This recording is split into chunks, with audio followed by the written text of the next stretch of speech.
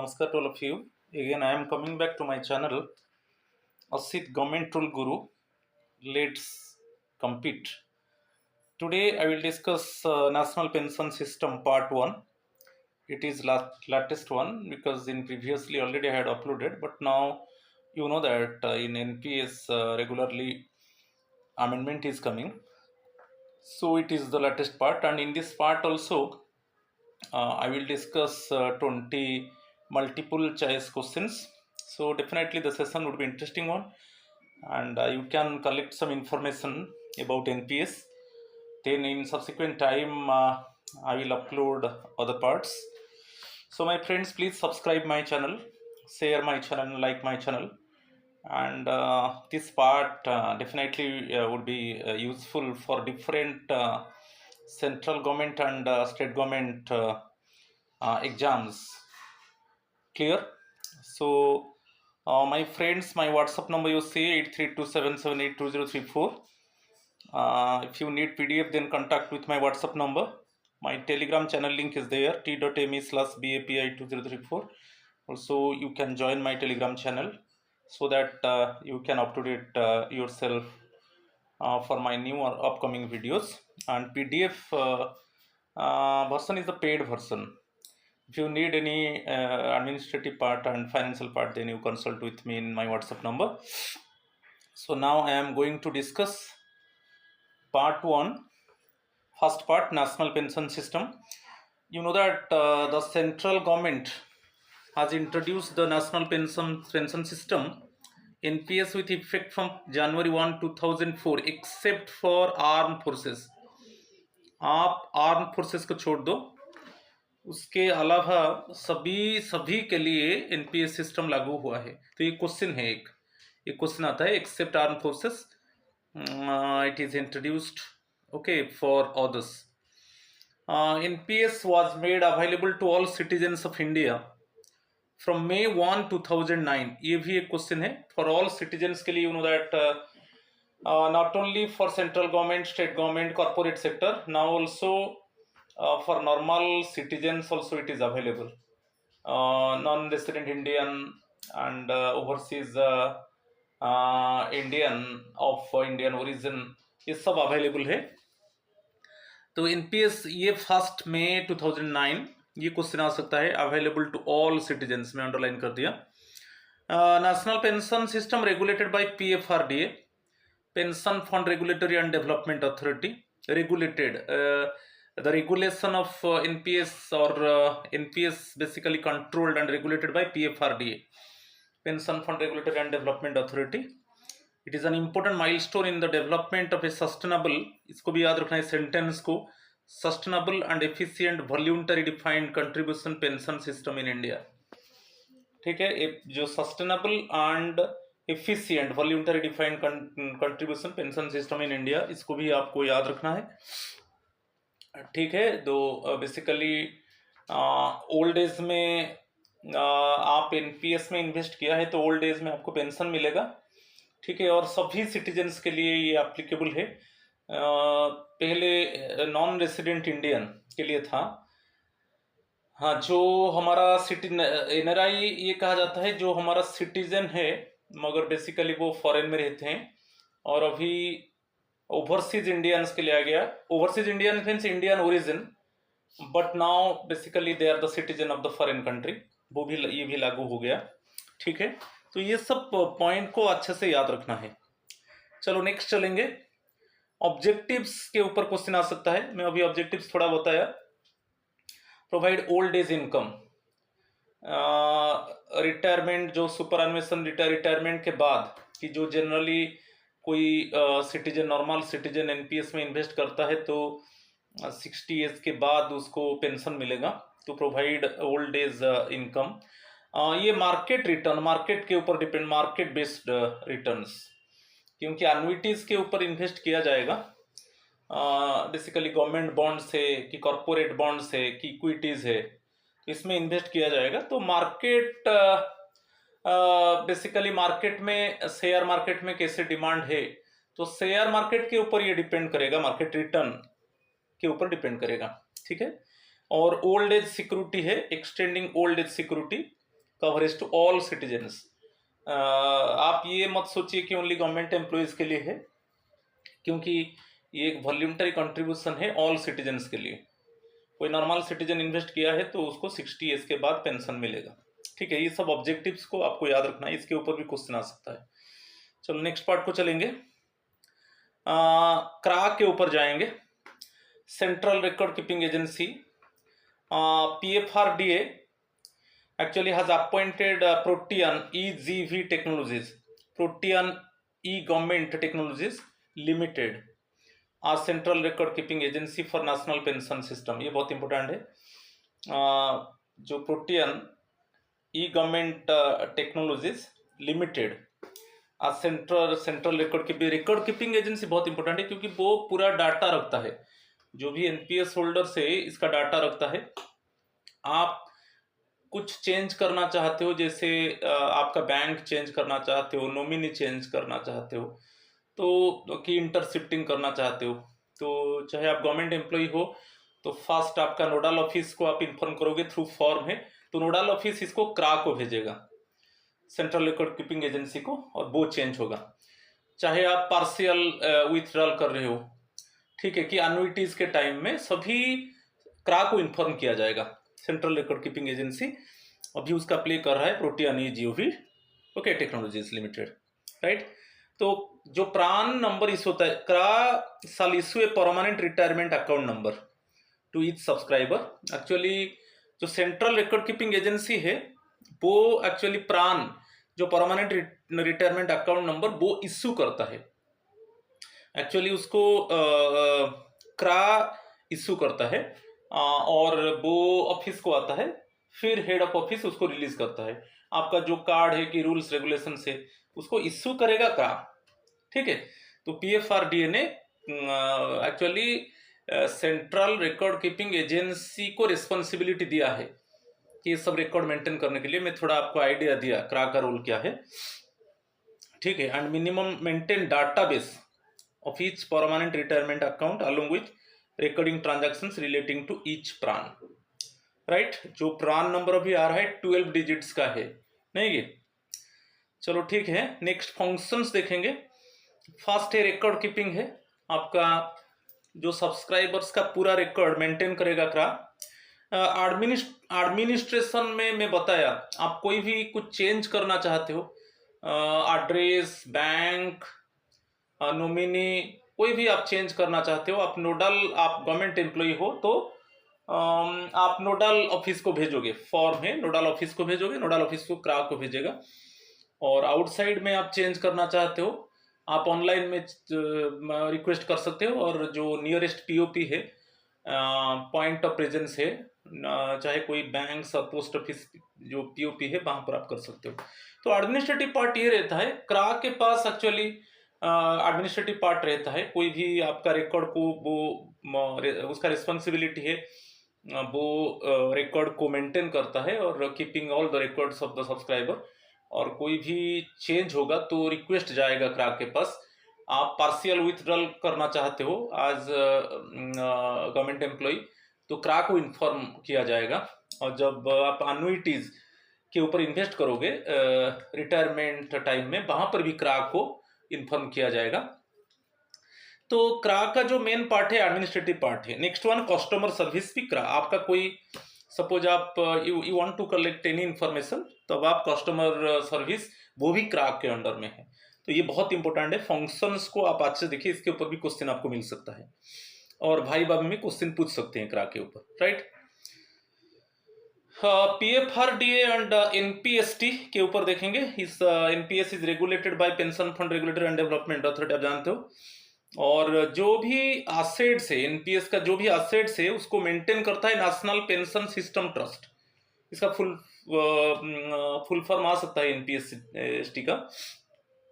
National pension system trust is established by PFRDA, is the registered owner of all assets under NPS under में जो भी assets है, तो NPST का mainly responsibility है वो assets, all the assets actually kept by the NPST, and actually PFRDA established NPST okay to control all the assets under NPS. इसको भी ध्यान देना है आपको। चलो नेक्स्ट वन, जॉइन एनपीएस। अभी जो टाइमिंग दिया गया 18 to 70 ईयर्स, क्योंकि अभी सभी के लिए एक्चुअली कोई भी सिटीजन एनपीएस ओपन कर सकता है, और जो एज ग्रुप है 18 to 70 ईयर्स, ये जो कैसे काउंट करेंगे ये बहुत इंपॉर्टेंट है। आज on the date of submission of NPS application, आप जब एनपीएस एप्लीकेशन सबमिट करोगे एनपीएस ओपन करने के लिए, वहां से काउंट होगा ये एज। ओके, बहुत इंपॉर्टेंट है, कैन ज्वाइन एनपीएस। ठीक है, तो ये जो अंडरलाइन कर दिया बहुत इंपॉर्टेंट है, आज on the date of submission of NPS application. इसके ऊपर भी क्वेश्चन आपको आ सकता है, मिल सकता है। और आप एज ग्रुप, इसी एज जो 18 to 70 ईयर्स, ओके, जो एज ग्रुप का लोग है वो एनपीएस ओपन कर सकते हैं। ठीक है, चलो next one, multiple account is not allowed in NPS. Actually multiple account नहीं होगा, एक ही अकाउंट होगा। सपोज आप एक गवर्नमेंट एम्प्लॉय हो, अभी आपका सपोज और न्यू पोस्टिंग आपको मिल गया सेम कैडर में कि आउटसाइड कैडर में, तो वहां पर सपोज आउटसाइड कैडर में होता है, तो वहां पर इंटर सेक्टर, यहाँ पर आप टेक्निकल डेजिग्नेशन, आपका जो ओल्ड पोस्ट है वहां पर आप टेक्निकल डेजिग्नेशन देकर जाओगे, तो जब जाकर न्यू पोस्ट में आप ज्वाइन करोगे वहां पर इंटर सेक्टर शिफ्टिंग होगा। इंटर सेक्टर शिफ्टिंग फॉर्म है, वहां पर शिफ्टिंग होगा, मगर एक ही अकाउंट रहेगा, मल्टीपल अकाउंट नहीं रहेगा। ओके, एक व्यक्ति के नाम पे। ठीक है, तो इंटर सेक्टर शिफ्टिंग अभी बताया गवर्नमेंट एम्प्लॉइज के लिए। यदि आपको न्यू पोस्ट मिलता है, न्यूली आपका अपॉइंटमेंट होता है अदर सेक्टर में, वहां पर इंटर सेक्टर शिफ्टिंग हो जाता है। वहां पर आप जब न्यू डिफेंस डिपार्टमेंट को जाओगे, वहां पर आपका बेसिकली जो न्यू डिपार्टमेंट में आपका टारगेटेड पीओए है, टारगेटेड पीएओ, पे एंड अकाउंट्स ऑफिसर, तो आप इंटरसेक्टर शिफ्टिंग फॉर्म है जिसको हम बोलते हैं, इंटरसेक्टर शिफ्टिंग फॉर्म को आईएसएस बोलते हैं। तो ये फॉर्म को फिलअप करके डिटेल्स दे दो। ठीक है, आपका उसमें जो इंटरसेक्टर शिफ्टिंग में बेसिकली आपका जो सोर्स नोडल ऑफिस, जो प्रीवियस डिपार्टमेंट में आप काम कर रहे थे, वो सोर्स नोडल ऑफिस होगा, उसका जो रजिस्ट्रेशन नंबर दे देना है इसमें, और वो जो न्यू डिपार्टमेंट में आपका एनपीएस सेक्शन है वहां पर भेजोगे, और वो आपका जो न्यू डिपार्टमेंट वो टारगेटेड पे एंड अकाउंट्स ऑफिस होगा, नहीं कि, और उसको ऑथराइज करने के बाद आपका न्यू डिपार्टमेंट का जो पीएओ है वो उसको ऑथराइज करने के बाद फिर जो आपका सोर्स नोडल ऑफिस क्या है, जो पहले आप काम कर रहे थे, वो उसको ऑथराइज करने से वो फिर प्रोसेसिंग होगा क्रा में। ठीक है, जॉइंट अकाउंट के ऊपर पूछा है, can I open joint account with my spouse, children, relatives. ये जॉइंट अकाउंट का कोई प्रोविजन नहीं है, एक इंडिविजुअल अकाउंट ही होगा, एक व्यक्ति के नाम पे होगा, कोई जॉइंट अकाउंट नहीं होगा एनपीएस में। ठीक है, इसको आपको ध्यान रखना है। स्कीम इंफॉर्मेशन अभी आ चुका है for central government subscribers. April 1, 2019 से the central government subscribers with effect from April 1, 2019, इसके ऊपर क्वेश्चन आता है, have the option of selecting the pension funds and investment pattern in their Tier 1 account। अभी हम चुन सकते हैं कि हमारा पेंशन फंड मैनेजर्स कौन होगा और हमारा इन्वेस्टमेंट पैटर्न क्या होगा। तो ये April 1, 2019 से लागू हुआ है।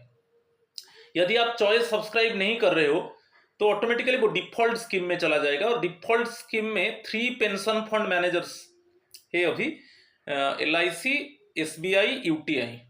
ठीक है, LIC pension fund limited, SBI pension fund limited and UTI retirement solutions limited in A pre defined proportion. इसके ऊपर एक क्वेश्चन आता है, आप सेंट्रल गवर्नमेंट एम्प्लॉय हो और आप जो ऑप्शन है आप चूज नहीं किया, तो ऑटोमेटिकली वो डिफॉल्ट स्कीम को चला जाएगा, और डिफॉल्ट स्कीम में 3 पेंशन फंड मैनेजर्स है, LIC pension fund limited, SBI pension fund limited and UTI retirement solution limited. तो predefined proportion already defined है, तो उसके हिसाब से वो ओके आपका पेंशन फंड में इन्वेस्ट होगा। ठीक है, अभी ऑटोनोमस बॉडीज में बेसिकली अभी जो ऑप्शन को राइट नहीं दिया गया है, तो अभी ऑटोनोमस बॉडीज में वही डिफॉल्ट स्कीम में चल रहा है।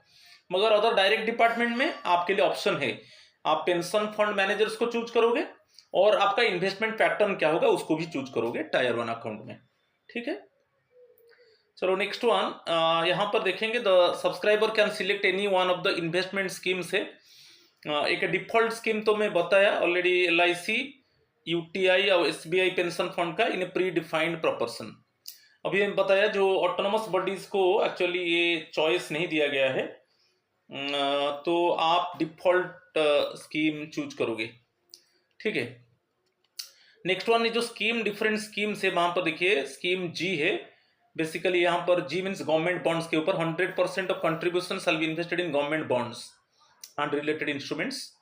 और एक स्कीम LC50 है, life cycle fund where the cap to equity investment is 50% of the total asset. और एक स्कीम है LC25, life cycle fund where the cap to equity investment is 25% of the total asset. तो government bond, corporate and equity तीनों है यहाँ पर। ठीक है, तो जो स्कीम G था ओनली गवर्नमेंट बॉन्ड के ऊपर है 100%, और जो LC स्कीम LC50 वो लाइफ साइकिल है, वहां पर जो इक्विटी इन्वेस्टमेंट होगा वो 50% होगा। इक्विटी का सिंबल E है, यहाँ पर गवर्नमेंट बॉन्ड का सिंबल G है। और LC25 में जो इक्विटी इन्वेस्टमेंट होगा वो 25% होगा। तो तीनों गवर्नमेंट बॉन्ड, कॉर्पोरेट डेब्ट एंड इक्विटी, ये तीनों को आपको याद रखना है। ठीक है, तो ये अभी जो ऑप्शन आया है April 1, 2019 से हम पेंशन फंड मैनेजर्स को चूज करेंगे और हमारा इन्वेस्टमेंट स्कीम्स को अभी हम चूज करेंगे। ठीक है, next one, change scheme preference और फंड मैनेजर। सो आप जो स्कीम प्रिफरेंस है कि फंड मैनेजर है, इसके ऊपर this can be undertaken online और थ्रू पॉइंट ऑफ प्रेजेंस। चाहे आप ऑनलाइन में कर सकते हो और near by point of presence में कर सकते हो।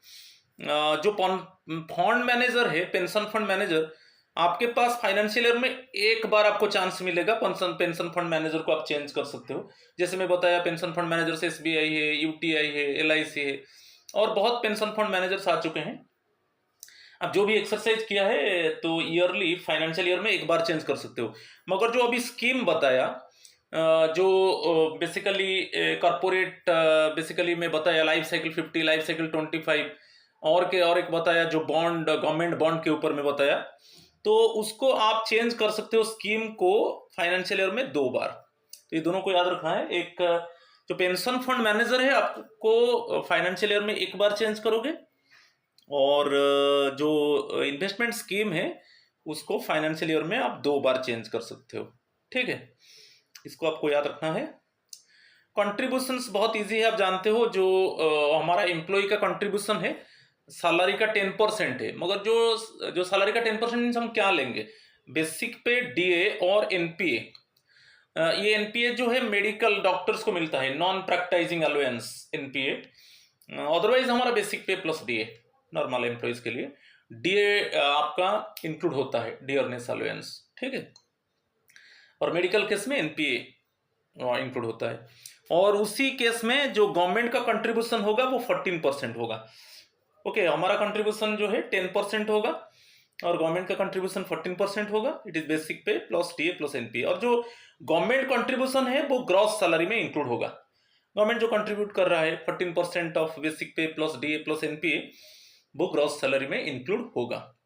ठीक है, तो इसको थोड़ा ध्यान दीजिए। जो 14% कब से हुआ, वही 1 अप्रैल 2019 से 14%। पहले एम्प्लॉय कंट्रीब्यूशन 10% था, एम्प्लॉयर कंट्रीब्यूशन 10% था, मगर April 1, 2019 से 14% हो गया गवर्नमेंट कंट्रीब्यूशन। ठीक है,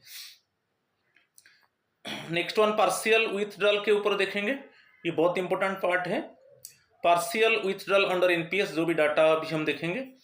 पार्शियल विथड्रॉल के लिए कंडीशन है, जो कंसर्न एम्प्लॉय एटलीस्ट उसका जॉब 3 इयर्स होना चाहिए, एटलीस्ट जॉब 3 इयर्स होना चाहिए।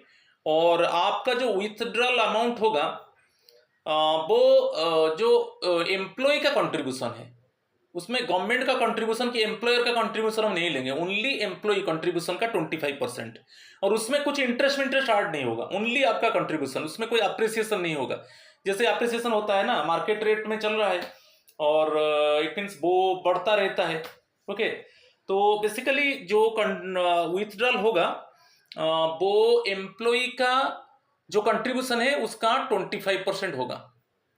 ठीक है, कितना होगा? Not exceed 25% of the contribution made by the subscriber. और उसमें कोई अप्रिसिएशन नहीं रहेगा, ओनली जो कंट्रीब्यूशन है उसमें जैसे कोई इंटरेस्ट ऐड हो गया ये सब नहीं रहेगा। और 3 टाइम्स रहेगा, पूरा सर्विस में 3 टाइम्स रहेगा। और आपको रीजन्स देना है इसमें। अच्छा, टाइम पूछता है, कोई ऐसा कुछ नहीं, कोई आप 3 टाइम्स ले सकते हो। पहले गैप था मगर अभी ऐसा कुछ गैप नहीं है। आप 3 टाइम्स एंटायर सर्विस में 3 बार आप पार्शियल विथड्रॉल कर सकते हो, मगर ईच केस में 25% होगा और कंसर्न एम्प्लॉय का कंट्रीब्यूशन से होगा। उसमें कोई अप्रिसिएशन, कोई इंटरेस्ट ऐड नहीं होगा, ओनली जितना आप कंट्रीब्यूट किया है उसका 25% होगा। ठीक है, और 3 टाइम्स होता है।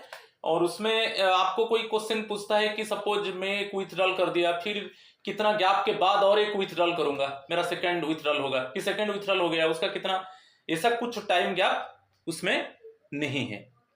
राइट, और आपको रीजन्स देना है, जैसे higher education of children, marriage of children की, परचेज और construction of residential house, for treatment of specified illness of subscriber spouse children, to meet medical and incidental expenses arising out of the disability or incapacitation suffered by the subscriber, or for skill development or reskilling or any other self development activities। ये सब आपको reason देना है। ठीक है, सब reason से आप पार्शियल विथड्रॉल कर सकते हो।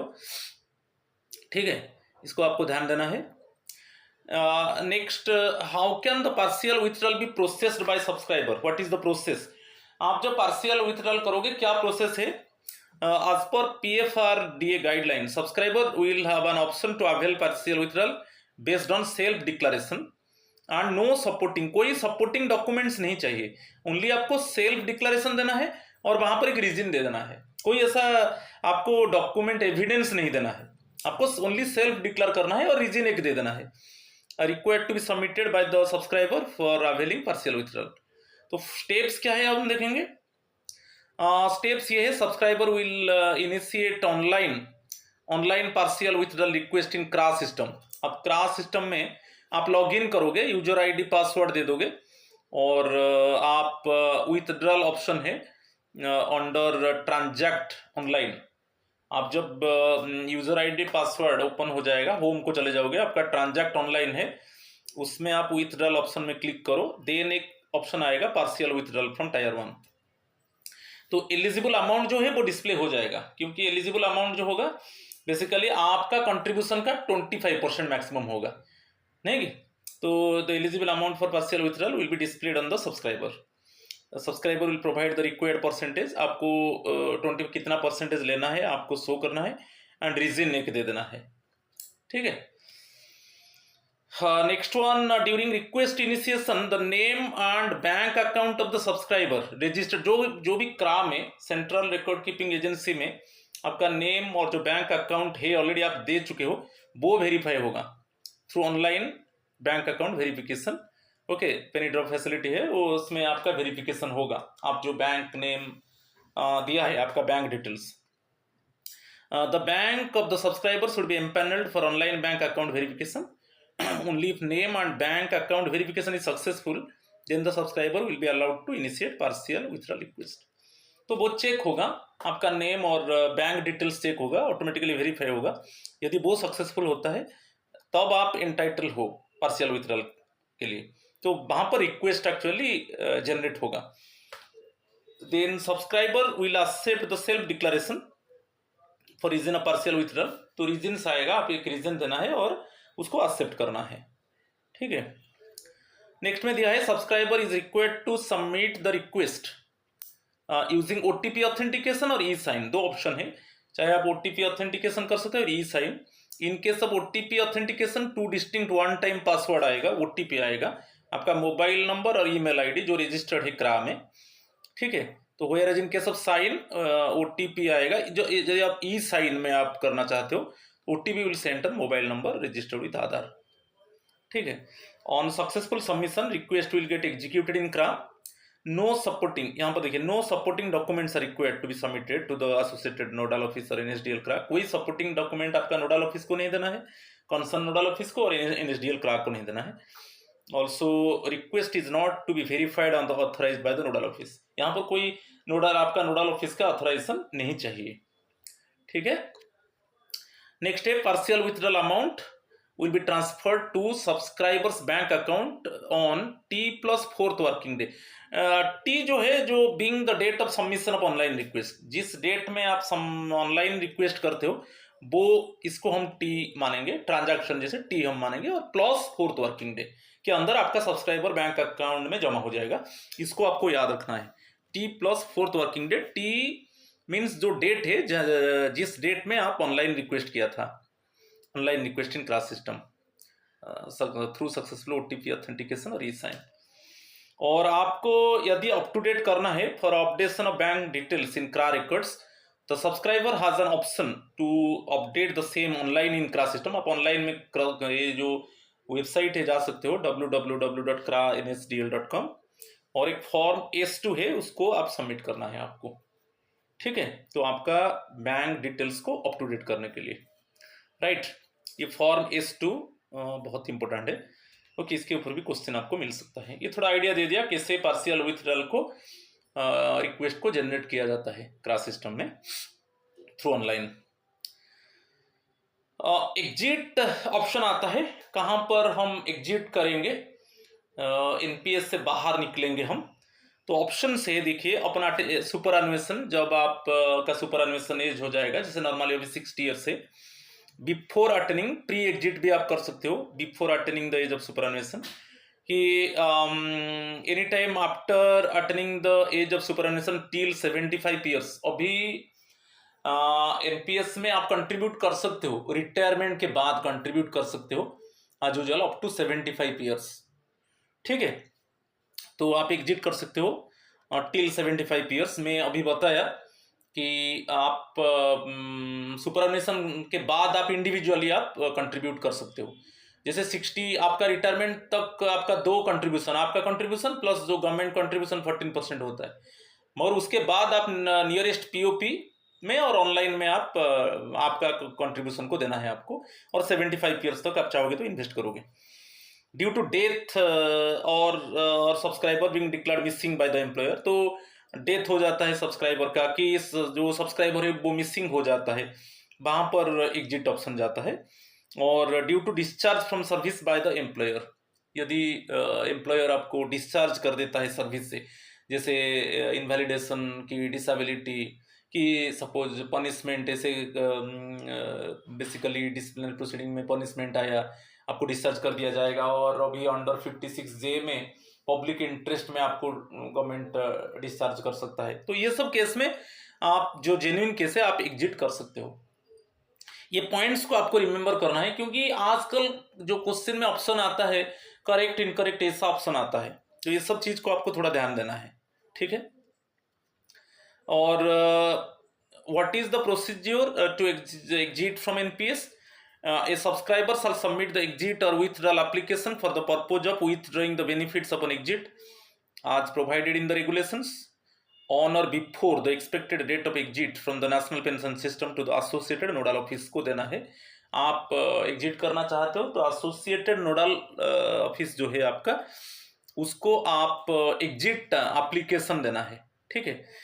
तो इन केस ऑफ डेथ और subscriber being declared missing by the employer, death और दोनों केस आप ले जाओ, डेथ और सब्सक्राइबर being declared missing, ये दोनों केस में नोमिनीज, ओके, जो कंसर्न सब्सक्राइबर है जिसका डेथ हो गया, कि जो कंसर्न सब्सक्राइबर है उसका मिसिंग हो गया, वो जो नोमिनी दिया था, नोमिनी की family members are specified under the service rules और legal heir shall submit the claim settlement application along with the required documents to be associated nodal office of the deceased subscriber। तो ये दोनों case में आपको normally exit करना है तो आपको एग्जिट एप्लीकेशन देना है एसोसिएटेड नोडल ऑफिस को। अदर केस में डेथ हो जाता है तो डेथ केस में जो नॉमिनी है कि फैमिली मेंबर्स है कि आपका कोई लीगल हेयर है, वो सेटलमेंट के लिए एप्लीकेशन दे सकता है। और यदि कंसर्न एम्प्लॉय मिसिंग हो जाता है, इस केस में वही है नॉमिनी, फैमिली मेंबर और लीगल हेयर, ठीक है, वो सेटलमेंट के लिए एप्लीकेशन देंगे, ओके, नोडल ऑफिस को, राइट। ये सब चीज को आपको थोड़ा ध्यान देना है, राइट। चलो, how much funds can be partially withdrawn, अभी मैं बताया था। तो हाउ मच फंड्स, कुछ क्वेश्चन है पार्शियल विथड्रॉल के ऊपर। तो 25% ऑफ ओन कंट्रीब्यूशन, जो पार्शियल विथड्रॉल होगा एंटायर सर्विस में 3 टाइम्स होगा, और आपका जॉब एटलीस्ट 3 इयर्स होना चाहिए। तो आपका कंट्रीब्यूशन, ये बहुत इंपॉर्टेंट है, ओन कंट्रीब्यूशन का 25%, और उसमें कोई एप्रिसिएशन, कोई इंटरेस्ट इसमें ऐड नहीं होगा, ओनली आपका कंट्रीब्यूशन, ओके। आज on the date of application of such withdrawal, जिस डेट में आप विथड्रॉल के लिए एप्लीकेशन डालते हो उसी टाइम में आपका जो कंट्रीब्यूशन जितना है उसका 25%। हाउ मेनी टाइम्स का बात आएगा, maximum 3 times during the entire service. जो second question, how many times can I partially withdraw funds, maximum 3 times. अच्छा, when can I initiate my fast, when can I initiate my fast partial withdrawal. Fast partial withdrawal क्या होगा, आपका job at least 3 years होना चाहिए, at least 3 years होने के बाद आप पार्शियल विथड्रॉल के लिए एप्लीकेशन दे सकते हो, ठीक है, इसको ध्यान दोगे। Is there any time gap. अच्छा, एक पार्शियल विथड्रॉल आप किया, क्योंकि एंटायर सर्विस कैरियर में 3 टाइम्स करोगे, तो फर्स्ट पार्शियल विथड्रॉल किया, तो सेकेंड पार्शियल विथड्रॉल के लिए क्या कोई टाइम गैप रहेगा? ऐसा कोई टाइम गैप नहीं है, टाइम गैप नहीं है। मगर जब भी आप पार्शियल विथड्रॉल कर सकते हो, उसी जब एप्लीकेशन आप डालोगे उसी टाइम में आपका जो ओन कंट्रीब्यूशन है उसका 25% आप विथड्रॉ कर सकते हो।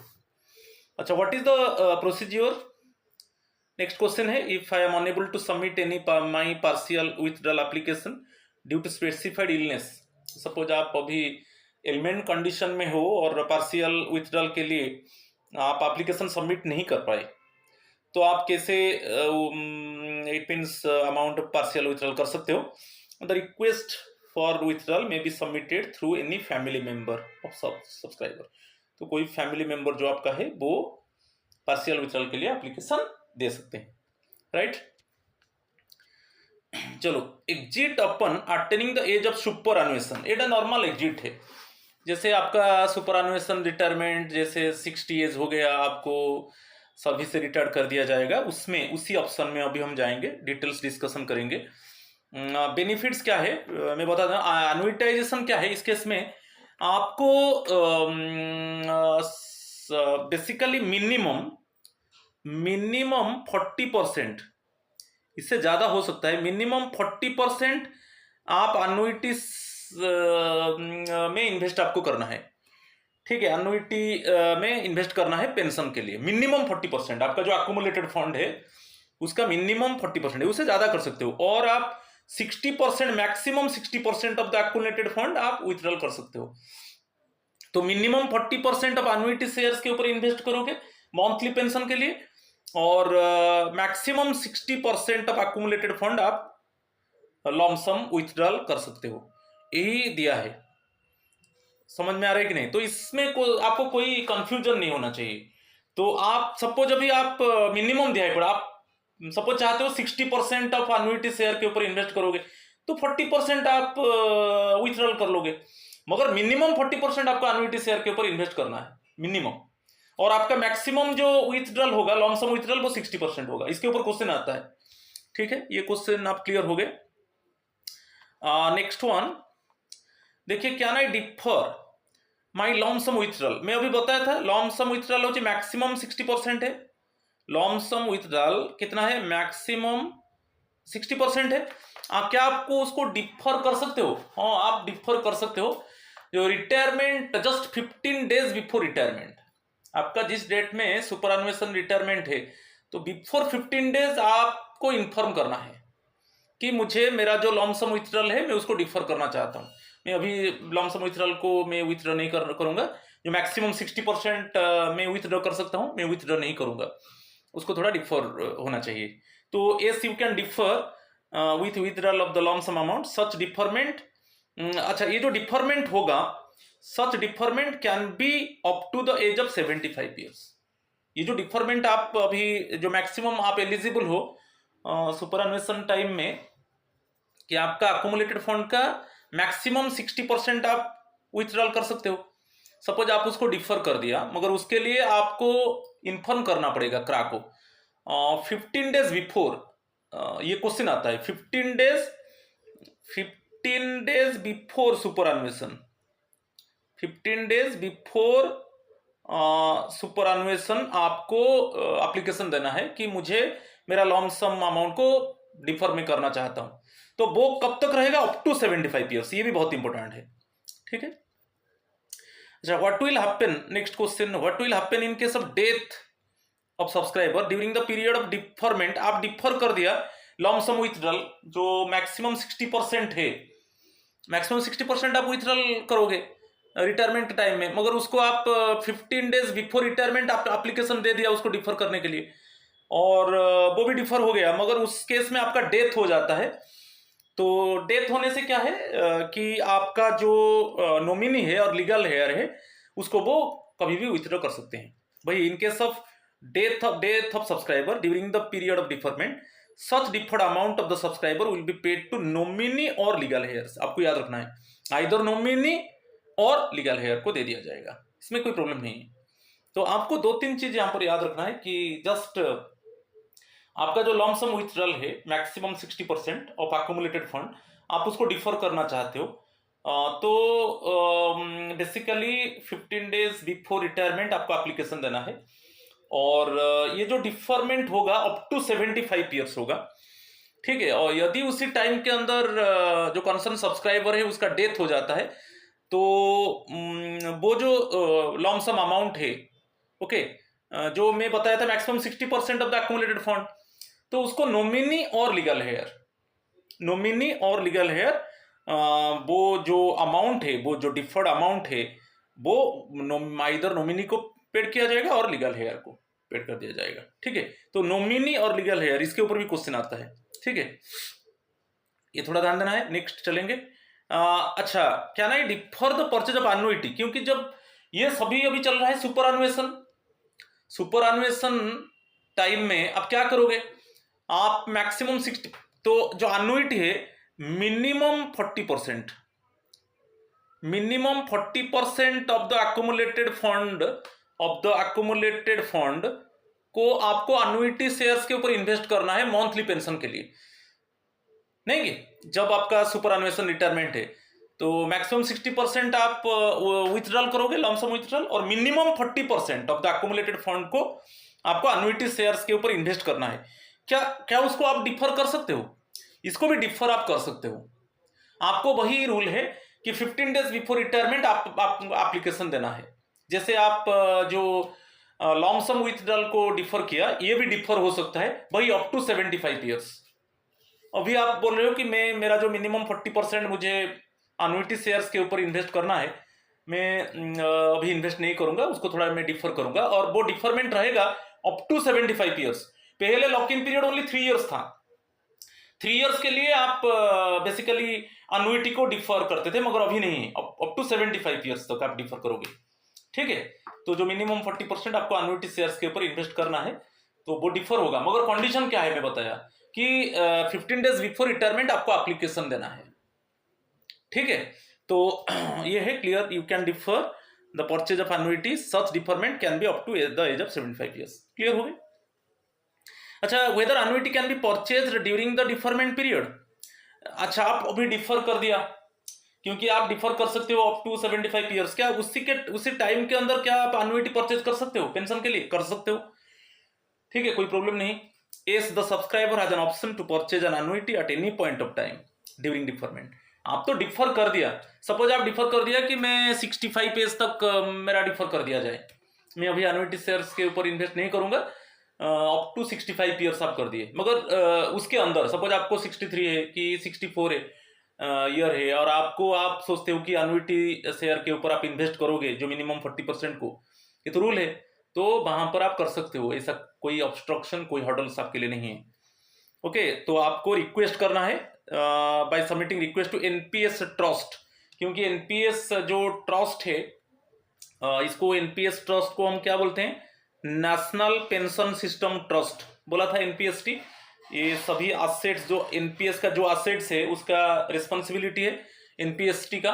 Okay, it is the responsibility of the NPST to keep all the assets under NPS. तो आप एनपीएस ट्रस्ट को और एनी इंटरमीडियरी और एंटिटी क्रा को, एनपीएस ट्रस्ट और क्रा को आप रिक्वेस्ट करोगे कि मैं डिफर किया था अनुइटी, उस समय इन्वेस्ट ने सपोज मैं नहीं किया था, मैं डिफर किया था और मैं अभी अनुइटी शेयर्स के ऊपर इन्वेस्ट करना चाहता हूँ, मेरा जो मिनिमम अक्यूमुलेटेड फंड का मिनिमम 40% को, मिनिमम 40% तो आपको अनुइटी शेयर के ऊपर इन्वेस्ट करना है, तो आप उसको रिक्वेस्ट कर सकते हो।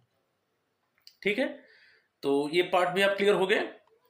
नेक्स्ट चलेंगे, what will happen to purchase of annuity in case of death of subscriber during deferment period. Suppose आप अनुइटी को डिफर कर दिया, जो minimum 40% of the accumulated fund को आप अनुइटी शेयर के ऊपर इन्वेस्ट करना है, उसको आप डिफर कर दिया, क्योंकि रूल के हिसाब से अप टू 75 ईयर तक आप डिफर कर सकते हो, अप टू 75 ईयर्स तक आप डिफर कर सकते हो। आप डिफर तो कर दिया मगर उसमें आपका डेथ हो गया। Okay, what will happen to purchase of annuity in case of death of the subscriber during deferment period. तो डेथ हो जाता है, तो डेथ होने के बाद जो डिफॉल्ट स्कीम है उसमें डिफॉल्ट अनुइटी ऑप्शन है, वहां पर ऑटोमेटिकली उस समय क्या है, आप अनुइटी किस किस शेयर्स के ऊपर इन्वेस्ट करोगे, जो insurance regulatory development fund authority है, okay, insurance regulatory and IRDA, insurance regulatory and development authority IRDA है, उसके अंडर में सब जो बेसिकली अनुइटी होल्डर्स है, ठीक है, जिसको बोलते हैं अनुइटी सर्विस प्रोवाइडर, ASP उनको कहा जाता है। तो आप वहां पर चूज करते थे, मगर अभी आप जो 40% मिनिमम 40% एक्यूमुलेटेड फंड को आप इन्वेस्ट नहीं किया, उसको डिफर कर दिया, और डिफर कर सकते हो आप 75 ईयर्स तक रूल है, उसके अंदर आपका डेथ हो जाता है। तो जो डिफॉल्ट अनुइटी ऑप्शन है उसके ऊपर वो मिनिमम 40% एक्यूमुलेटेड फंड जो है वो ऑटोमेटिकली डिफॉल्ट अनुइटी ऑप्शन के ऊपर इन्वेस्ट हो जाएगा मंथली पेंशन के लिए। ठीक है, समझ रहे हो? Next one, can I defer my both lump sum and purchase of annuity. मैं अभी बताया था दोनों को आप कर सकते हो। जैसे अनुइटी के ऊपर रिटायरमेंट टाइम में अनुइटी के ऊपर minimum 40% of accumulated fund, okay, annuity share के ऊपर इन्वेस्ट करना है, और मैक्सिमम 60% आप लॉमसम अमाउंट विथड्रॉल कर सकते हो, और दोनों को आप डिफर कर दिया, और दोनों का जो डिफर होगा अप टू 75 ईयर्स तक होगा।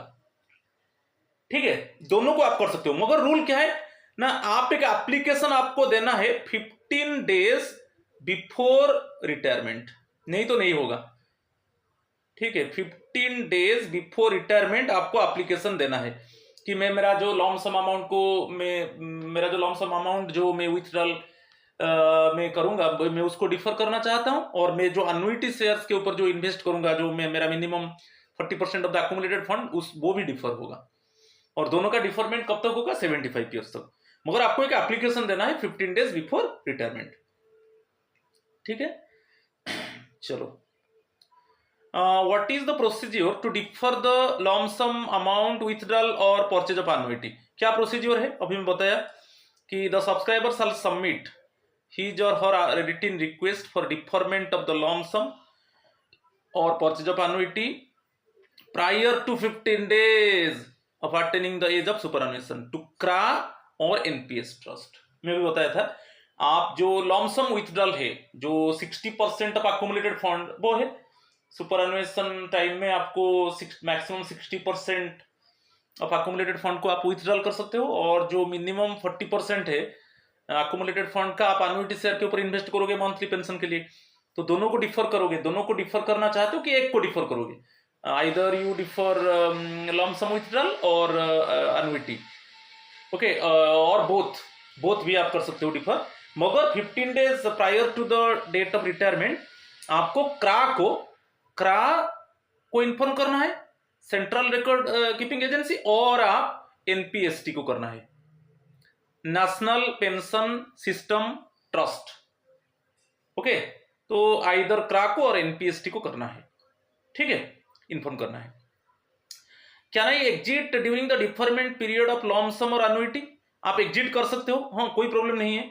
आप अभी डिफर कर दिया, लॉम सम को डिफर कर दिया और उस समय आप एग्जिट करना चाहते हो, तो आपका जो सपोज वहां पर आपका एक्यूमुलेटेड फंड का 60% आप विथड्रॉ करोगे।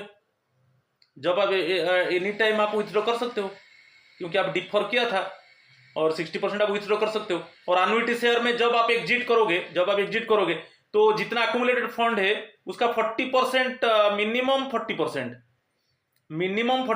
आप एन्युइटी शेयर के ऊपर इन्वेस्ट करोगे, और यहां पर विथड्रॉल कितना होगा, मैक्सिमम 60% आप विथड्रॉल करोगे। ये जो रूल है वही है, ठीक है। At any point of time आप कर सकते हो, जो डिफरमेंट पीरियड के अंदर आप कर सकते हो, ठीक है। यहां पर दिया है क्या ना, ये completely withdraw my accumulated pension wealth without annuitization, ये नहीं है। यदि आपका इक्वल टू 5 लाख और लेस देन 5 लाख से आप पूरा जो एक्यूमुलेटेड वेल्थ है आप उसको विथड्रॉ कर सकते हो, वहां पर एन्युटाइजेशन नहीं है। आप चाहोगे तो एन्युटी शेयर के ऊपर इन्वेस्ट करोगे, नहीं तो पूरा। मगर कितना होना चाहिए accumulated pension wealth, equal to 5 lakh और लेस देन 5 लाख, ये तो ऑप्शन है। आप पूरा अमाउंट को आप विथड्रॉ कर सकते हो, और आपके ऊपर डिपेंड करता है आप एन्युटी शेयर के ऊपर इन्वेस्ट। मगर 5 लाख से ज्यादा हो जाएगा, ग्रेटर देन 5 लाख मीन्स आपको क्या करना है ना, मिनिमम 40% आप एन्युटी शेयर के ऊपर इन्वेस्ट करोगे और मैक्सिमम 60% आप विथड्रॉल करोगे।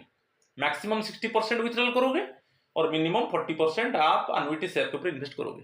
तो ये समझ में आ गया। कंप्लीट विथड्रॉल मीन्स आपका जो एक्यूमुलेटेड पेंशन वेल्थ वो इक्वल टू 5 लाख और लेस देन 5 लाख होना चाहिए, ठीक है। नेक्स्ट क्वेश्चन ये है कि can I continue to contribute to retirement account beyond the age of 60 years और to the age of superannuation. आप बियॉन्ड कर सकते हो, अभी जो रूल है आप चाहते हो उसको कंटिन्यू करोगे तो एक कंटिन्यूएशन ऑप्शन है, आप कंटिन्यूएशन ऑप्शन दे दोगे तो एज यूजुअल आप कंट्रीब्यूट करोगे, आपका रिटायरमेंट के बाद आप खुद आप कंट्रीब्यूट कर सकते हो। तो अभी क्या है, आप 10% आपका डेबिट होता है और गवर्नमेंट 14% दे रहा है बेसिक पे प्लस डीए का, नहीं कि और ये हमारा रिस्पॉन्सिबल, हम जमा नहीं करेंगे, वो ऑटोमेटिकली इट मीन्स गवर्नमेंट का काम है। मगर 60 एज के बाद आप नियरेस्ट पीओपी को जाओ कि ऑनलाइन में आप जमा कर सकते हो आपका शेयर, और उसमें जो चार्ज है क्रा का जो चार्ज है आप दोगे, ट्रस्टी बैंक की क्रा की NPST national pension system and trust जो भी चार्ज है उनका आपको देना पड़ेगा। तो आप कर सकते हो अप टू 75 ईयर्स तक। As the subscriber shall have the option to do so, giving in writing up to which he or she would like to contribute to his or her individual pension account, but not exceeding 75 years तक आप कर सकते हो। In such cases, PRA shall require to be shifted from, तो automatically आपका जो permanent retirement account number है, PRA means permanent retirement account जो है वो शिफ्ट हो जाएगा रिटायरमेंट के बाद government sector to all citizen sector को चला जाएगा, और वहां पर जो भी एक्सपेंसेस है, मेंटेनेंस चार्जेस है कि फी पेबल है आपको देना पड़ेगा, ठीक है। ये बहुत इंपॉर्टेंट क्वेश्चन था। नेक्स्ट चलेंगे, what is the procedure to apply for continuation after attaining the age of superannuation. Continuation के लिए वही है कि at least 15 days prior to the age of attaining 60 years और age of superannuation, at least 15 days prior to the date of superannuation आप inform करोगे कि मैं कंटिन्यू करना चाहता हूं। ओके, 60 एज के बाद मैं एज यूजुअल मैं कंटिन्यू करना चाहता हूं, और कंटिन्यू में ऑटोमेटिकली वो शिफ्ट हो जाएगा गवर्नमेंट सेक्टर से ऑल सिटीजन सेक्टर को शिफ्ट हो जाएगा, और आप कंट्रीब्यूट करोगे, ये आपका रिस्पॉन्सिबिलिटी है, और जो भी मेंटेनेंस फी है और जो मिनिमम फी है आपको देना पड़ेगा। ओके, समझ में आ रहा है। तो वही एटलीस्ट 15 डेज फिर आ गया, 15 डेज बिफोर रिटायरमेंट आपको इन्फॉर्म करना है, ठीक है, कि मैं कंटिन्यू करूंगा रिटायरमेंट के बाद अप टू 75 ईयर्स तक, ठीक है। चलो next question, what is the procedure in case of non submission of written application for continuation at least 15 days prior to the age of attaining 60 years और एज ऑफ सुपरएनुएशन। कंटिन्यूएशन के लिए आप application नहीं दिया, non submission of written application, क्योंकि आप continue करना है रिटायरमेंट के बाद, तो आपको 15 days prior to the date of retirement आपको एप्लीकेशन देना है, मगर आप एप्लीकेशन नहीं दिया at least 15 days prior to the age of attaining 60 years और द एज ऑफ सुपरएनुएशन, तो subscriber who has not exercise the option within the period of 15 days but आप कंटिन्यू करना चाहते हो, आप एप्लीकेशन नहीं दिया मगर आप कंटिन्यू करना चाहते हो, तो वहां पर क्या होगा ना, आपको ट्रस्ट को जो एनपीएसटी है, नेशनल पेंशन सिस्टम ट्रस्ट को आपको रिक्वेस्ट करना है कि मैं 15 डेज बिफोर रिटायरमेंट में आपको इन्फॉर्म नहीं कर पाया मगर मैं कंटिन्यू करना चाहता हूं, तो वो आपको रीजन देना है, एनपीएसटी को एप्लीकेशन लिख के रीजन भी देना है कि इसी रीजन के वजह से 15 days prior to the date of retirement में कंटिन्यूएशन के लिए एप्लीकेशन नहीं दे पाया, तो रीजन देना है, तो उसको कंडोन कर देगा एनपीएसटी। ठीक है, और ये जो है यहां पर आपको याद रखना है, आपको 180 डेज के अंदर देना है। जो रिटायरमेंट डेट है, ये जो 180 डेज कैसे काउंट होगा, जो जिस डेट में आपका रिटायरमेंट है उससे 180 डेज के अंदर आप NPST national pension system trust को इन्फॉर्म करना है कि इसी रीजन के वजह से 15 days prior to the retirement मैं आपको इन्फॉर्म नहीं कर पाया क्योंकि मुझे कंटिन्यू करना चाहिए था, मैं एनपीएस को मेरा कंटिन्यू करना चाहता हूं, मैं नहीं 15 days prior to the date of retirement में आपको इन्फॉर्म नहीं कर पाया, तो प्लीज इसको कंटिन्यू कर दो। तो ये ओरिजिन देने के साथ दे देना है और 180 डेज के अंदर वो एनपीएसटी को जाना है, और ये 180 डेज कैसे काउंट करेंगे ना, from the date of retirement, तो फिर जो डिले है उसको कंडोन करेगा एनपीएसटी और आपका एनपीएस कंटिन्यू होगा। इट मींस गवर्नमेंट सेक्टर वो शिफ्ट हो जाएगा, गवर्नमेंट सेक्टर से ऑल सिटीजन सेक्टर को शिफ्ट हो जाएगा।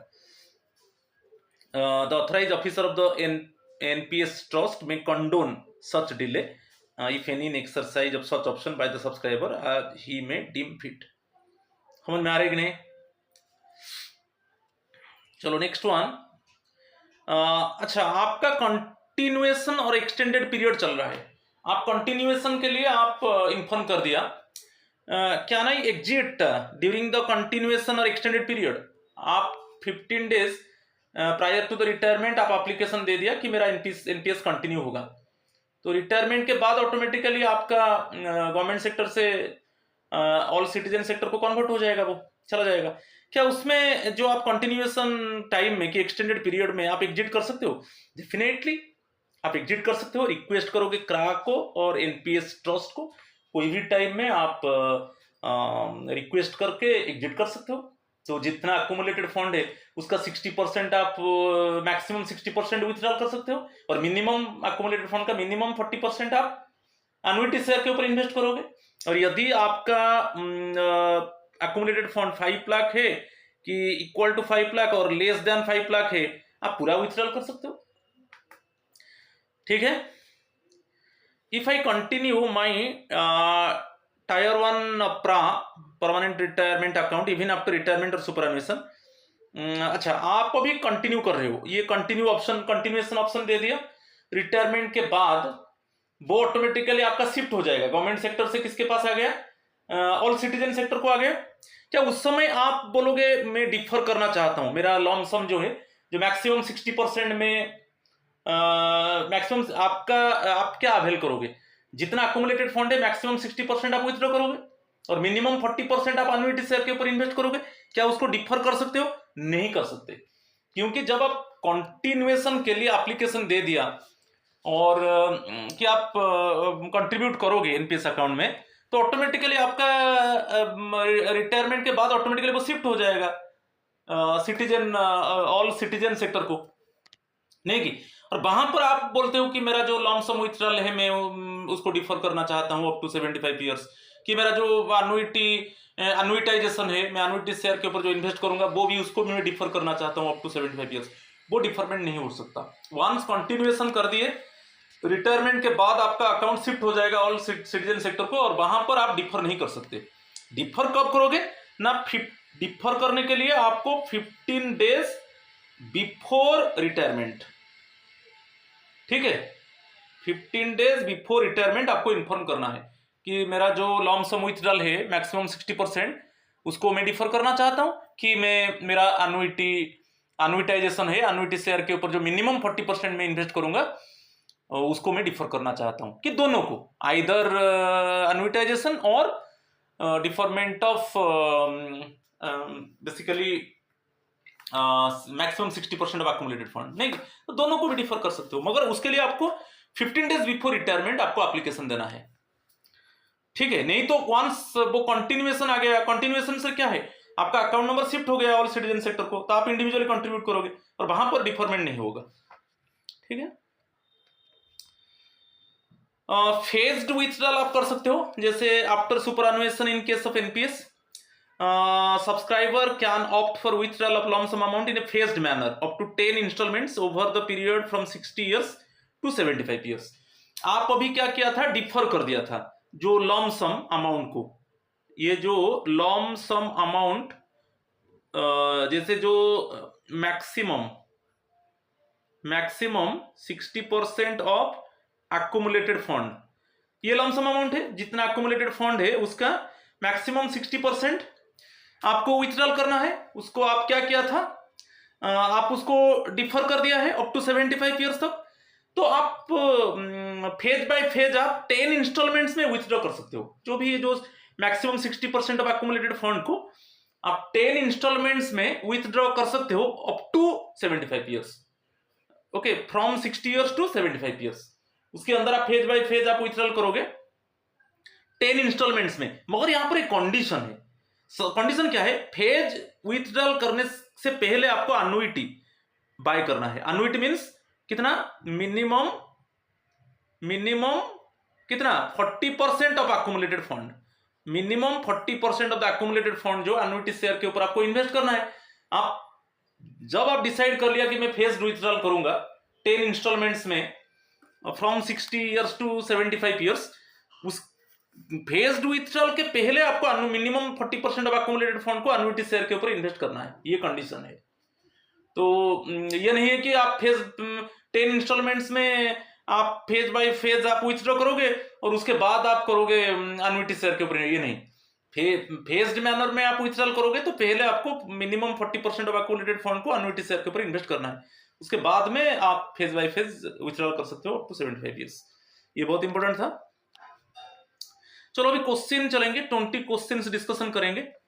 Question number 1, who can open a NPS account under all citizen model. All citizen model में बोल चुका हूं 18 to 70 years, option D is the correct answer, okay, option D is the correct answer, 18 to 70 years, पहले 65 था, ये अभी amendment होकर 18 to 70 years of as, और ये जो काउंट होगा एज के से ना, जिस डेट में आप एप्लीकेशन सबमिट करोगे एनपीएस ओपन करने के लिए, जिस डेट में आप एप्लीकेशन सबमिट करोगे उसी डेट से ये इस एज को काउंट किया जाएगा। Option D is the correct answer. Question number 2, PFRDA is the nodal agency for NPS and it comes under the jurisdiction of which division of finance ministry, which division का बात आता है तो department of financial services, she, ये जो finance ministry का जो division है डिपार्टमेंट ऑफ फाइनेंशियल सर्विसेज वो देखेगा, क्योंकि ये सब है फाइनेंस मिनिस्ट्री में, डिपार्टमेंट ऑफ फाइनेंशियल सर्विसेज है, इकोनॉमिक अफेयर्स है, डिपार्टमेंट ऑफ रेवेन्यू है, डिपार्टमेंट ऑफ एक्सपेंडिचर, ये सब है, मगर रिस्पॉन्सिबिलिटी किसका है, डिपार्टमेंट ऑफ फाइनेंशियल सर्विसेज। ये डिवीजन एक्चुअली एनपीएस को देखता है, जो PFRDA regulate the NPS, and ये जो जुरिस्डिक्शन में किसका अंडर में आएगा, जो फाइनेंस मिनिस्ट्री का जो डिवीजन है डिपार्टमेंट ऑफ फाइनेंशियल सर्विसेज, ये चारों है डिवीजन ऑफ फाइनेंस मिनिस्ट्री, मगर डिपार्टमेंट ऑफ फाइनेंशियल सर्विसेज में आएगा, तो ऑप्शन सी बहुत इंपॉर्टेंट है, बहुत बार क्वेश्चन आया है। चलो question number 3, NPS all India citizen model is subscribed by any Indian resident citizen, any Indian non-resident citizen, any Indian overseas citizen, any of the above, option D होगा, any of the above, सबके लिए अभी NPS है। मैं थोड़ा बताता हूं, जो नॉन रेसिडेंट है ना, जो नॉन रेसिडेंट इंडियन है वो एक्चुअली सिटीजन है इंडिया का, मगर वो फॉरेन में रहते हैं, they are the citizen of India but they are residing in the foreign country. और जो ओवरसीज सिटीजन है, जो ओवरसीज सिटीजन है वो क्या है, इंडियन ओरिजिन है, ये इंडियन ओरिजिन है, मगर they are the citizen of foreign country. Overseas citizen means citizen of foreign country but originated from India. समझ में आ रहा है कि नहीं? तो ये सबके लिए अभी वो सब एनपीएस ओपन कर सकते हैं। Any of the above, option D is the correct answer. Question number 4, which one of the following is not CRA, जो central record keeping agency recognised by PFRDA. Protean तो हम जानते हैं, e Protean, Protean e gov technology limited, तो प्रोटियन है। K fintech है। क्राइसिल नहीं, काम से, ये सब क्रा के आकार में काम करते हैं। सेंट्रल रिकॉर्ड कीपिंग एजेंसी बहुत इंपॉर्टेंट है।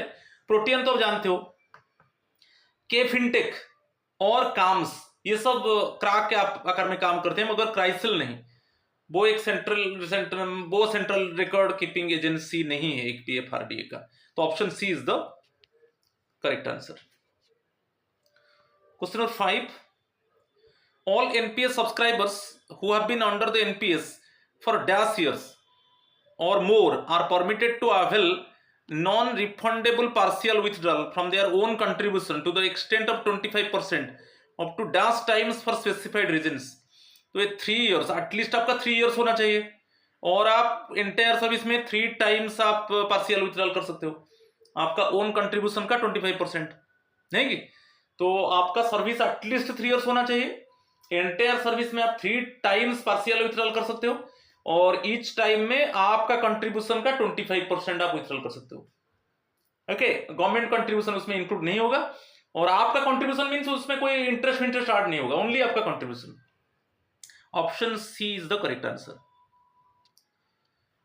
Question number 6, which one of the following statement is true in respect of pension fund managers who manage pension contributions of CG employees under NPS?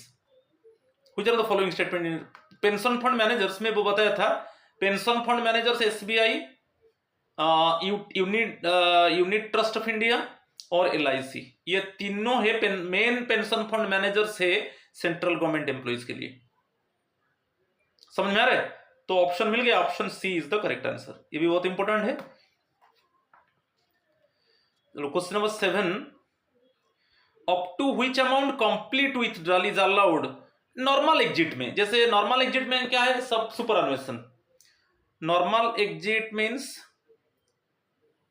Suppose आप मान लेंगे super अन्वेषण कि आपको discharge कर दिया गया, आपके ऊपर पेनाल्टी लगा, डिस्चार्ज कर दिया गया, कि फंडामेंटल रूल 56J में पब्लिक इंटरेस्ट में आपको सर्विस से वॉलंटरी रिटायरमेंट दे दिया गया।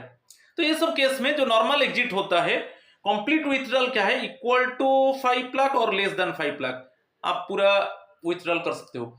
उसमें कोई एन्युटाइजेशन के ऊपर इन्वेस्ट नहीं होगा, और उससे ज्यादा होगा तो आपको मिनिमम 40% एक्युमुलेटेड फंड को एन्युटी शेयर्स के ऊपर इन्वेस्ट करना है, और मैक्सिमम 60% आप विथड्रॉ कर सकते हो जो एक्युमुलेटेड फंड है। तो यहां पर answer D is the correct answer. Okay, up to 5 lakh और 5 लाख दिया है यहां पर, मैं बताया इक्वल टू 5 लाख और less than 5 lakh complete withdrawal normal exit time में। Question number 8, which one of the following statement is true in respect of regulators in NPS. Regulators यहां पर दिया है, options PFRDA, NASSCOM, RBI, IRDAI and AMFI. RBI, SEBI, IRDAI, PFRDA and IBBI. PFRDA, AMFI, RBI, IRDAI and IBBI. PFRDA is SEDBI, is SEBI, IRDAI and IBBI. तो इस case में actually आप देख लीजिए, यहां पर option B is the correct answer. Reserve Bank of India, SEBI Securities and Exchange Board of India, ठीक है, IRDAI Insurance regulatory and development Authority of India, PFRDA Pension Fund Regulatory and development Authority and IBBI Insolvency and Bankruptcy Board of India. ये सभी है regulators. समझ में आ रहा है? RBI Reserve Bank of India, SEBI Securities and Exchange Board of India, IRDAI Insurance regulatory and development Authority of India, PFRDA तो जानते हो जो एनपीएस को रेगुलेट करता है, Pension Fund Regulatory and development Authority, and next one IBBI it is Insolvency and Bankruptcy Board of India. ये सब regulators है एनपीएस का, बहुत इंपॉर्टेंट है। Option B is the correct answer, right. Question number 9, ये बहुत इजी है। PFRDA was established इन, कभी कभी हम ये नहीं सोचते, इस तरह का क्वेश्चन भी आ जाता है। एक्चुअली पीएफआरडीए वाज एस्टैब्लिश्ड इन 1 अप्रैल 2001, 7 जुलाई 2002, 28 अगस्त 2003, 27 सितंबर 2004। तो आपको याद रखना है कि 1 जनवरी 2004 के पहले, क्योंकि 1 जनवरी 2004 से लागू हुआ एनपीएस, नहीं कि, और जो भी 1 जनवरी 2004 में ज्वाइन करेंगे, 1 जनवरी 2004 एंड इसके बाद जो ज्वाइन करेंगे उनके लिए एनपीएस होगा मैंडेटरी। तो यहां पर देखिए, जो पीएफआरडीए वाज एस्टैब्लिश्ड इन 23 अगस्त 2003, आपको याद रखना है 23 अगस्त, ये बहुत इंपॉर्टेंट क्वेश्चन है। Option C is the correct answer, 23 अगस्त 2003, क्योंकि 2003 तो होना है, क्योंकि 1 जनवरी 2004 से एक्चुअली एनपीएस लागू हुआ। ओके, तो Pension Fund Regulatory and development Authority was established in 23 अगस्त 2003। Option C is the correct answer. Question number 10, PFRDA act was passed in, कब उसका एक्ट पास हुआ? 10 जुलाई 2012, 18 जुलाई 2013, 19 सितंबर 2013, 23 अगस्त 2013। तो उसका जो एक्ट पास हुआ 19 सितंबर 2013, ये भी बहुत इंपॉर्टेंट है। Option C is the correct answer,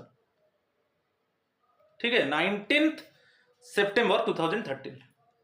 okay, PFRDA का एक्ट पास हुआ, ये बहुत इंपॉर्टेंट है। Question number 11, choice of pension fund and investment pattern in tier 1 of NPS has been introduced with effect from, मैं अभी बताया था 1 अप्रैल 2019 में लागू हुआ कि आप पेंशन फंड को, जो सब्सक्राइबर है पेंशन फंड को चूज करेगा और जो इन्वेस्टमेंट पैटर्न को वो चूज करेगा, और एवरी ईयर एक बार पेंशन फंड मैनेजर को वो चेंज कर सकता है और इन्वेस्टमेंट एक बार उसको चेंज कर सकता है, और इन्वेस्टमेंट पैटर्न को फाइनेंशियल ईयर में 2 बार चेंज कर सकता है, ठीक है। और ये जो लागू हुआ, ये जो ऑप्शन आया 1 अप्रैल 2019 में लागू हुआ, तो option A is the correct answer, क्योंकि इसमें ऑप्शन आ गया सब्सक्राइबर के लिए, वो खुद पेंशन फंड मैनेजर को चूज करेगा और इन्वेस्टमेंट पैटर्न को भी चूज करेगा। 11, option A is the correct answer.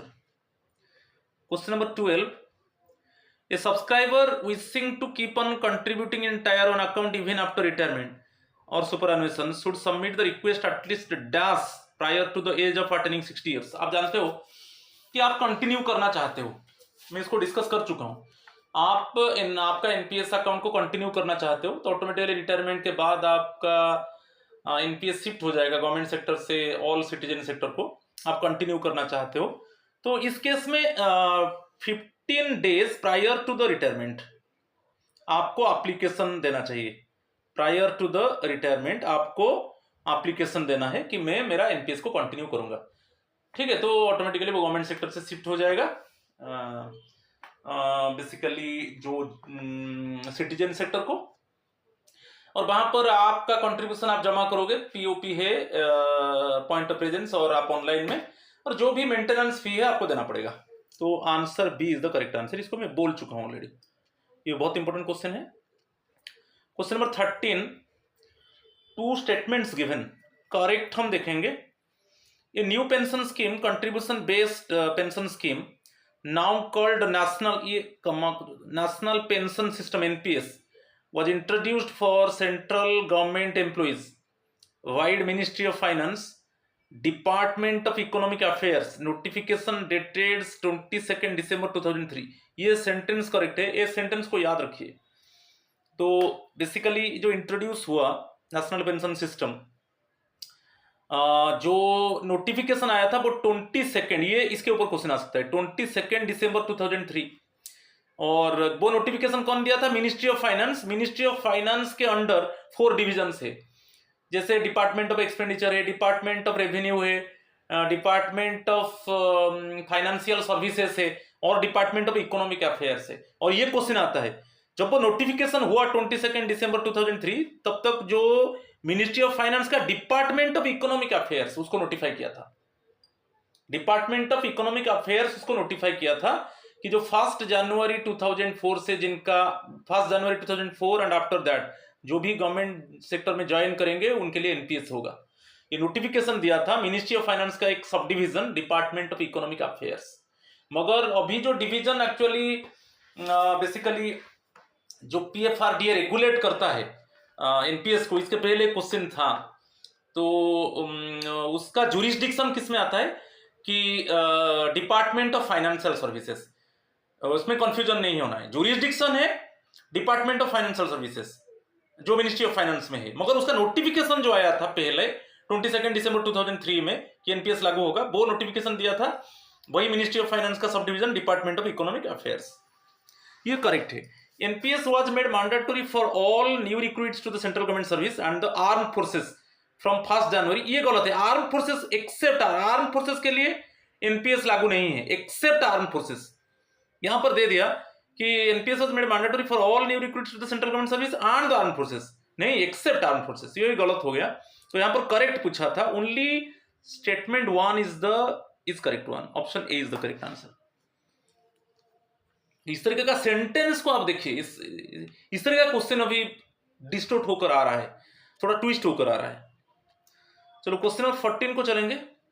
क्या है subscriber keep on contributing in tier 1 account even after retirement. हाँ, tier 1 account even after retirement और सुपरएनुएशन कर सकता है और वो कंट्रीब्यूट करेगा अप टू 75 ईयर्स तक कर सकता है, नहीं कर सकता है। S, option A is the correct answer. इसके लिए क्या करना पड़ेगा ना, जो सुपरएनुएशन रिटायरमेंट है उससे 15 डेज प्रायर वो एक एप्लीकेशन देगा कि मेरा एनपीएस में कंटिन्यू करूंगा, नहीं कंटिन्यू कर सकता है up to 75 years. Option A is the correct answer. चलो क्वेश्चन नंबर 15 को चलेंगे। On retirement under NPS lump sum, the lump sum can be deferred till the, जो लॉमसम है, लॉमसम दोनों है। लॉमसम अमाउंट जो आपका लॉमसम अमाउंट क्या है, maximum 60% of the accumulated fund, जितना अक्यूमुलेटेड फंड है उसका मैक्सिमम 60% आप लॉमसम अमाउंट आप विथड्रॉ कर सकते हो, तो उसको आप डिफर भी कर सकते हो।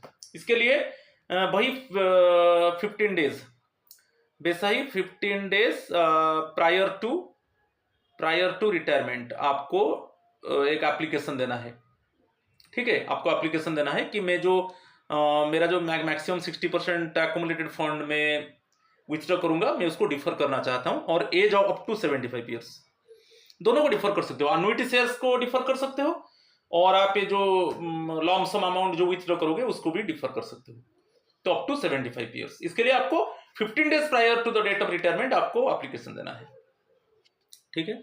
Option D is the correct answer. Question number 16, subscriber who wish to continue with his individual pension account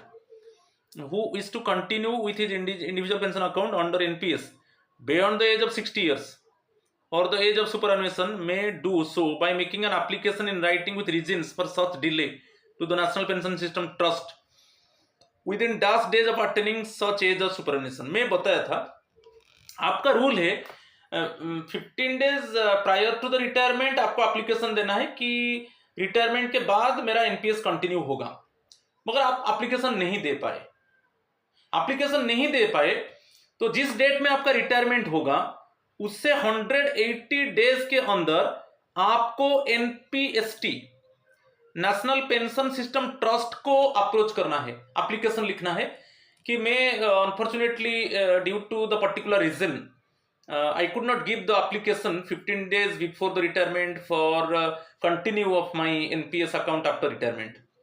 तो आपको एप्लीकेशन देना है और रीजन देना है, ऑथेंटिक रीजन देना है, तो एनपीएसटी उसको कंडोन करेगा कि जो डिले हुआ कंडोन करेगा और आपको कंटिन्यू ऑप्शन देगा।